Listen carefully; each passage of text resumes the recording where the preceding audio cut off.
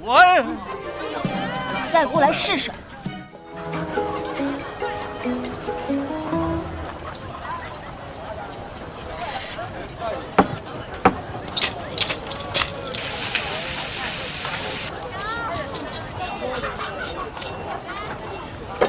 来，保证新鲜。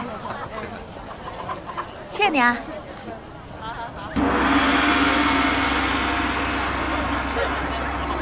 天下大旱，心甚忧。夜来忽有神女入梦，大地喜降甘霖。东南方有神女，若真能寻得神女降雨，将赐以金银绸缎、各色珠宝，并册封为妃。册封为妃呀！神女在东南方，咱们尉迟殿不就在东南方吗？玉香小姐，我觉得那个神女十有八九就是玉香小姐你。 不是我，难道还会是别人吗？说的就是呢。最后一条新鲜的鱼，卖鱼喽！哎，这鱼怎么卖啊？这一两3文钱，最后一条算你便宜点。好，那我要了。好嘞。多谢啊。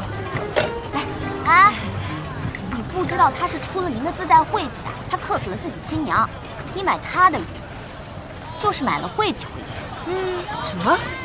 还有这事儿啊！孙婆婆，别听他瞎说，我才没瞎说呢。你不怕吃了他们家的鱼，家里的人生病病死吗？生病，然后花草树木也奄奄一息。奄奄一息，这么晦气啊！算了算了，不要了。孙婆婆，这不要了不要了。没有人会买你这个扫把星的鱼的，不买拉倒，回家自己吃。哎，回去吃去吧你。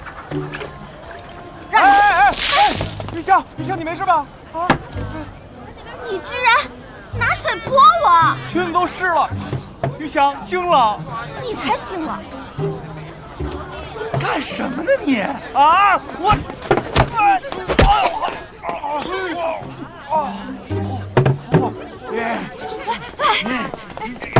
大兄弟，有话好说。是你的，有话好说。小心！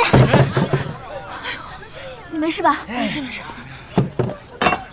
我再过来试试。